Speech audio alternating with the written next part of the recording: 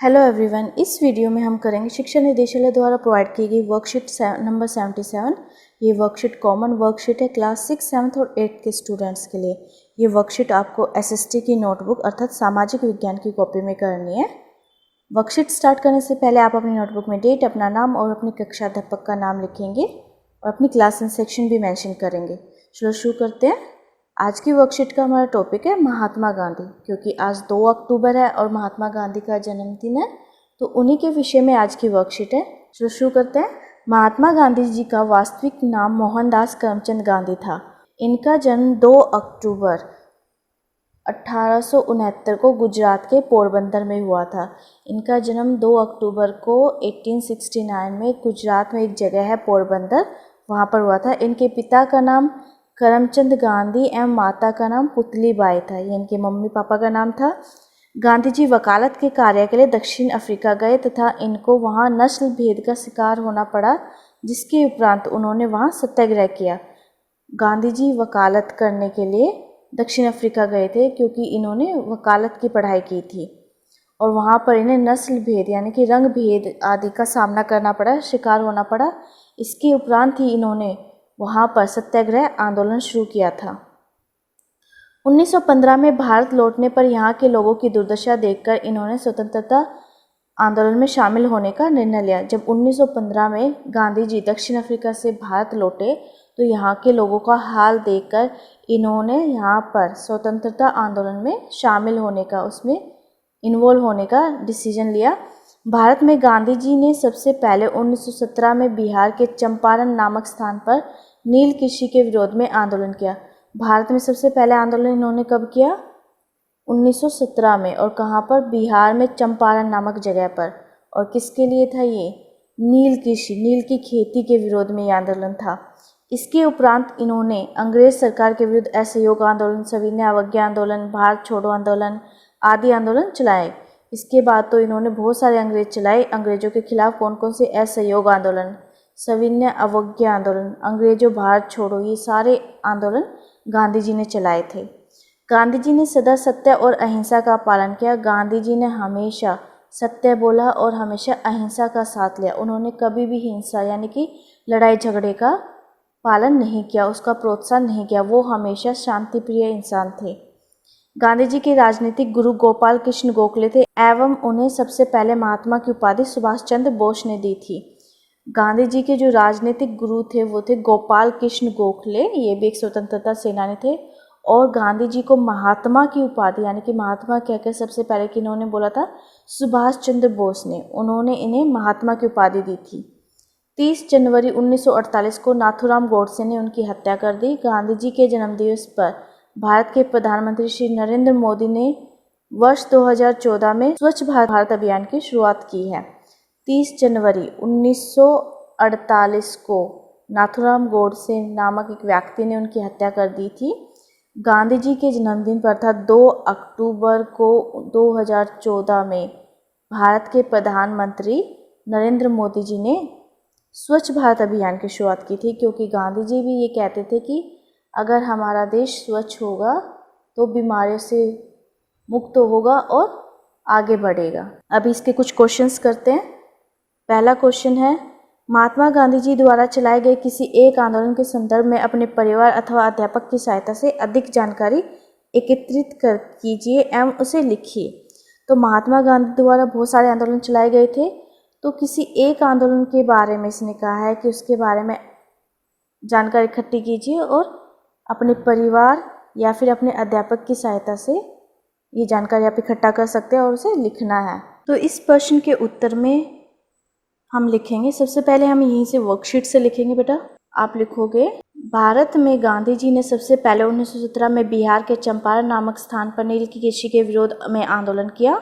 इसके उपरांत उन्होंने अंग्रेज सरकार के विरुद्ध असहयोग आंदोलन, सविनय अवज्ञा आंदोलन, अंग्रेजों भारत छोड़ो आदि आंदोलन चलाए।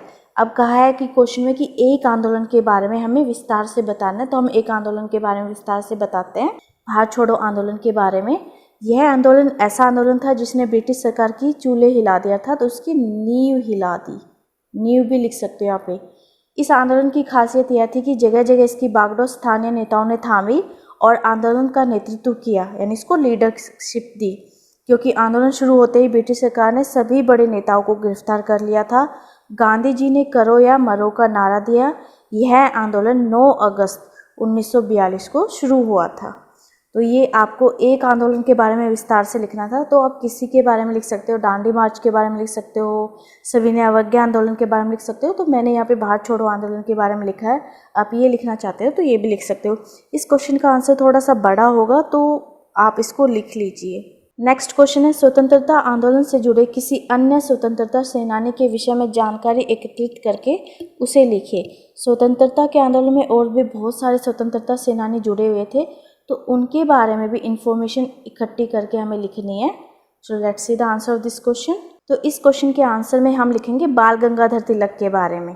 ठीक है, बाल गंगाधर तिलक ये भी एक स्वतंत्रता सेनानी थे। इन्होंने कहा था स्वराज मेरा जन्म सिद्ध, सिद्ध को बेटा आप ऐसे लिख लीजिए, सिद्ध अधिकार है और हम इसे लेकर ही रहेंगे। पहली बार यह नारा बाल गंगाधर तिलक जी ने ही बोला था। आपने ये नारा बहुत बार सुना होगा, स्वराज मेरा जन्म सिद्ध अधिकार है और हम इसे लेकर ही रहेंगे। ये नारा बाल गंगाधर तिलक ने दिया था। बाल गंगाधर तिलक को भारतीय अशांति के पिता कहा जाता था। बस यहीं तक लिख लीजिए, ये मत लिखिए, हम आंसर को छोटा ही रखेंगे। फिर आप ये लिखना, बाल गंगाधर तिलक पूरे भारत में घूम घूम कर लोगों को आज़ादी की लड़ाई के साथ देने के लिए प्रेरित करते थे। वो गांव-गांव में घूम घूम कर, पूरे देश में घूम घूम कर लोगों को आज़ादी की लड़ाई में भाग लेने के लिए प्रेरित करते थे। ठीक है, उसके बाद आप लिखोगे, इनकी अंतिम यात्रा में महात्मा गांधी के साथ लगभग 20,000 लोग शामिल हुए थे। यानी कि जब ये, अर्थात जब इनकी डेथ हुई थी, ये शहीद हुए थे, तो इनकी जो शव यात्रा थी उसमें 20,000 लोग शामिल हुए थे और महात्मा गांधी भी थे उनमें।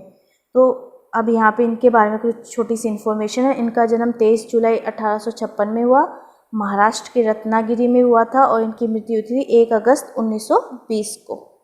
तो ये आपको इनके बारे में लिखना है। बीच में जो लाइन मैंने काट दी उसे आप मत लिखना। अब नेक्स्ट क्वेश्चन है, महात्मा गांधी के जीवन से हमें कौन कौन सी शिक्षाएं मिलती हैं, उनमें से किस शिक्षा को आप अपने जीवन में अपनाना चाहेंगे।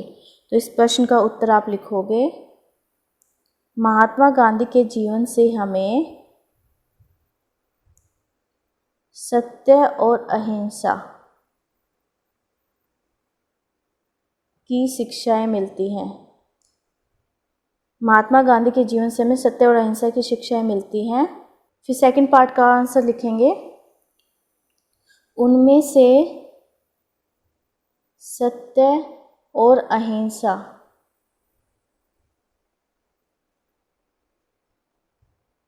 शिक्षा को हम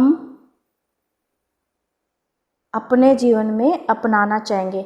महात्मा गांधी जी के जीवन से हमें 2 शिक्षाएं मिलती हैं, सत्य और अहिंसा की, और ये दोनों ही शिक्षा हम अपने जीवन में अपनाना चाहेंगे। तो आप पहले प्रश्न में से लिखोगे और फिर ये जहाँ जहाँ काट के मैंने लिखा है वहाँ पर आप ये वर्ड्स लिखोगे। ठीक है, अब है नेक्स्ट, 2 अक्टूबर के दिन ही 1904 में भारत के एक पूर्व प्रधानमंत्री का भी जन्म हुआ था।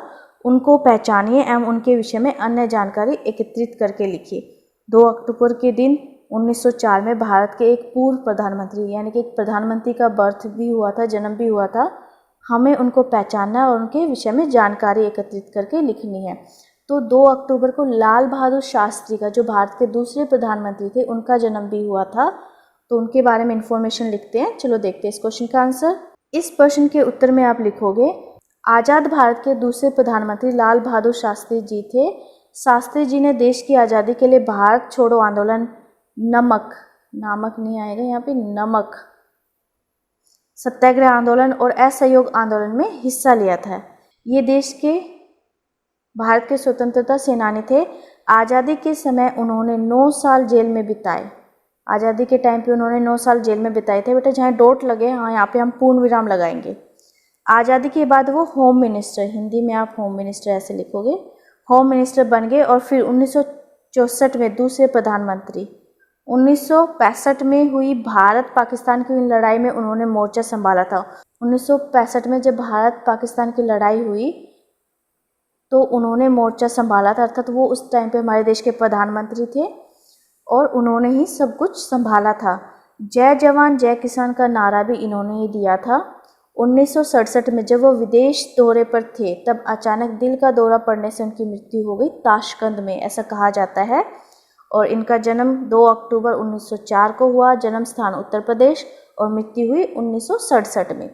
तो बेटा ये एसएसटी है और इसमें आंसर्स आपके थोड़े बिग ही होंगे। अगर आप चाहते हो तो 1-2 लाइन छोड़ सकते हो, अदरवाइज अगर आपको एग्जैक्ट आंसर लिखना है तो इस वर्कशीट के आंसर्स आपको थोड़े लॉन्ग ही मिलेंगे। सो इस वीडियो में इतना ही। अपनी वर्कशीट कंप्लीट कीजिए और अपने टीचर को सेंड कीजिए। Thanks for watching this video. Please like, share and subscribe my channel. Thank you.